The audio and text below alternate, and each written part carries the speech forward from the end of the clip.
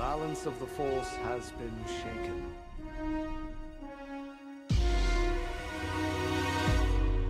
Clone Wars have begun. Leader, you've got bugs on your tail! Take it down! Alright, troops, make it count. You've got a clear shot! Take evasive action!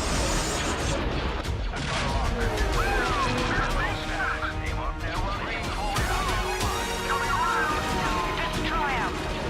Report engines out! Report engines out!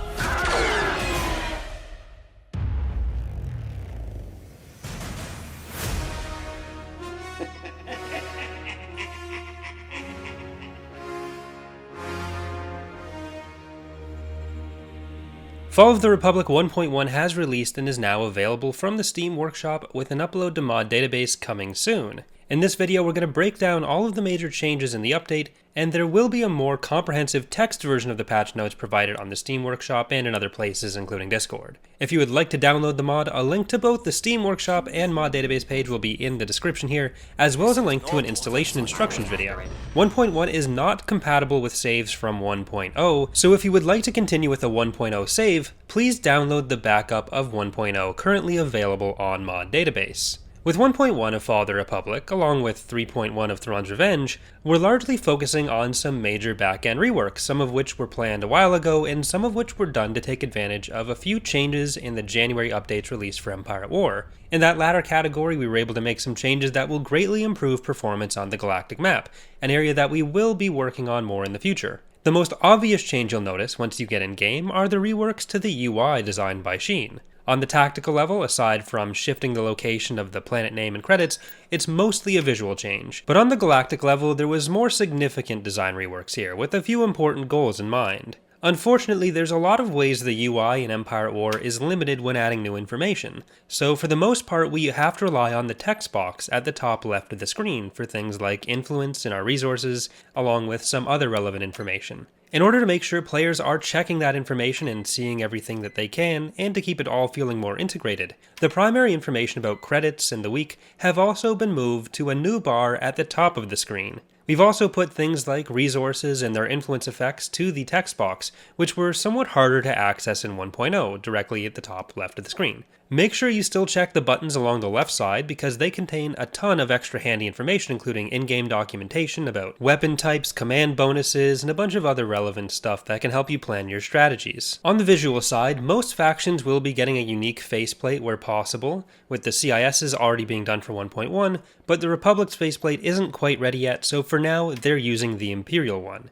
Once the Republic one is done, it'll likely be patched in a hotfix rather than having to wait for the next full release. Another major but less noticeable change coming in 1.1 is the rework of how our era system works on the back end. For players, this largely won't make much of a difference in-game yet, but it was a pretty major overhaul that gives us more control in handling things like story events and missions in the future. There have been a few new research options thrown in to unlock the Bulwark 2 and Victory 2, and while there's still a couple kinks to work out, research in general should be a lot more easily trackable when the events are active. Furthermore, there's been some adjustments to government mechanics. We've reinstated random missions, which were cut from 1.0, which, alongside raising the Senate influence requirements for Order 65 and 66 to 100, should stop the super early triggering of the Order 66 events. With the new framework, random missions and more specific story missions will be getting a lot more attention in the future. For right now, we just have the versions that were the missions that were present in the 0.5 release, but in the future they will receive a lot more attention, along with the more important narrative events. As we smooth out planet influence and related mechanics in future releases, that will continue to shift around a bit. These systems are still largely rudimentary and kind of the building blocks of what we're going to make out of them as we go. The Republic has gained a new factional mechanic allowing them to choose their naval commanders, which we broke down in a recent video, shared with the New Republic in Thrawn's Revenge. These are always accessible from your political options build bar, and there's a lot of different heroes to explore there which have been added in this feature. You're able to choose one main commander and then 3 other regular commanders. This varies a bit by galactic conquest, and you're able to retire and hire different commanders for whatever purposes you like. Each have their own command bonuses, some have different effects, sometimes economic effects, so you'll be able to play around with different ones. Some of this is just the customizable aspect of it, where you're able to pick characters that you want to use. Some of these new characters that are included under this include some more obscure ones like the Mother of Warlord Zinj, and some more familiar faces from minor factions in Thrawn's Revenge. Several of the vendor heroes like Wessex, 2 of Yularen's possible flagships, and Tarkin have received unique paint jobs. In general, new and updated unit assets weren't a huge focus for this release, but there's still been a few. The Empress-class space station, as well as the Bulwark 1 and 2, have received fully redone and upgraded models and textures, along with some balance changes for the ships themselves. The CIS has a new lander by Philoraptor, which is replacing the hard cells, which were doing pretty much all of the heavy lifting for them. There have been some significant upgrades to our planet visuals for low orbit maps, so on the whole, things should be looking a lot better now, though there are some space maps that need to be updated a bit more to take advantage of that. This has come with some new death explosion animations for units, though not a huge amount yet for Fall of the Republic, and some new explosion visual effects. So when things are exploding, they should look a lot better, and that will continue to improve over the next couple releases as well. While on the government side, the Republic has received the most changes in this release. On the CIS side, sub-faction mechanics have received some adjustments as well. The sub-factions were providing a bit too much free power for the CIS player when there's supposed to be somewhat more vulnerable territory for the AI to pick away at on the Republic side. To address this, the AI personalities of the sub-factions have been adjusted to be far less likely to attack when aligned with the player, so they should no longer be doing the heavy lifting there. Their starting forces have also been reduced to help with this and allow the Republic to pick away at them a bit more. The starting influence the CIS has with their sub-factions before integration has been adjusted per era, down to 30 from 50 for the Era 2 starts, 50 for Era 3, and 90 for Era 4. There have been some other pretty substantial gameplay and quality of life changes made here on this release. On the galactic level, planets have been shifted somewhat, with some other visual changes of the map graphics to help with readability and planet spacing, making it a bit easier to move in clustered areas, especially the core where it used to be quite difficult to move around. Part of this has been accomplished by shrinking the size that the deep core takes up, while expanding the core a little bit, giving more of those planets space to breathe and helping the deep core feel like less of a focus, even though there are a couple important planets there. When events like the KDY mission line spawn things like Star Destroyers, you'll also get a text prompt letting you know that it's happened. This kind of fits in with the other UI changes we made to help feel a bit more accessible with all the new features. Ground has received some pretty substantial balance updates and adjustments to units as well. A new artillery unit, the HAG, has been added for the CIS side. This takes the role of indirect artillery with lob projectiles for them, while the J1, which used to fill that role, has been shifted to a more appropriate direct fire artillery style, so you're able to keep them back and shoot in a straight line, which does mean you need line of sight for them, allowing them to serve more the role that they did in the Clone Wars cartoon, and kind of adjusting what they're going to be good against. Loch Durd, one of the 2 AAT heroes for the CIS, has now been moved to an HAG instead.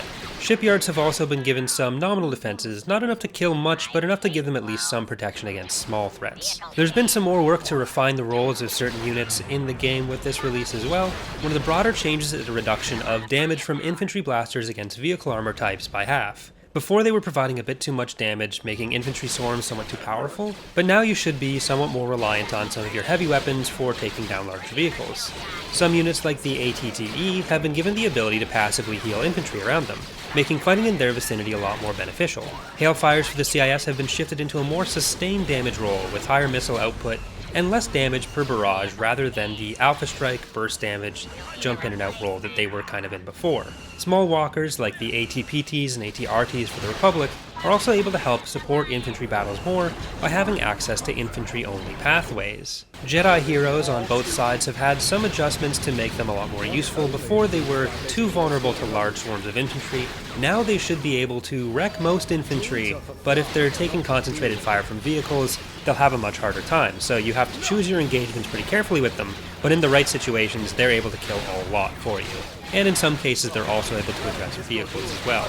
So far, these changes have not been applied to the regular Jedi infantry, which need to have broader reworks in the future. In space, there's been even more refinements to unit roles and to the AI that should help with some of the space battle mechanics. On the Republic side, fleet tenders were already pretty viable because you could use their smaller heal range on more ships to kind of buff smaller frigates more regularly. whereas the DH Omni was a bit less useful because it had such a small heal range, and they used up so much more power themselves. So now the DH Omni has had their heal range almost doubled, allowing them to support bigger groups of small ships. Fleet tender strategies are actually pretty obscure. I don't see a lot of players using them, so I do recommend giving those a try if you use some smaller ships backed up by some fleet tenders to help heal them. This is especially effective in skirmish. There will be some bigger changes to fighters and bombers coming in the future, but for now, heavier weapons, especially turbo lasers, have had their accuracy reduced against bombers, which were somewhat too vulnerable to enemy ships when they were flying in close for attack runs. The AI's behavior in several of these situations has been improved as well. You should start to notice them grouping their fighters and bombers a lot better now that their escort plans have been improved, and they're also less likely to try to retreat if there's a hero present with no engines.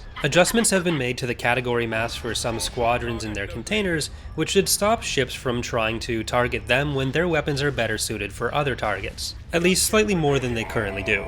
That change applies to the AI, but it also applies to your own ships when they are auto-targeting themselves. On the ground, along with some other adjustments, the AI is going to be more likely to want to retreat if they have essentially nothing left. If there's only a few straggler units left, or just a couple structures that don't really have any garrisons left, they are going to be more likely to just let you leave that battle rather than having to track everything down.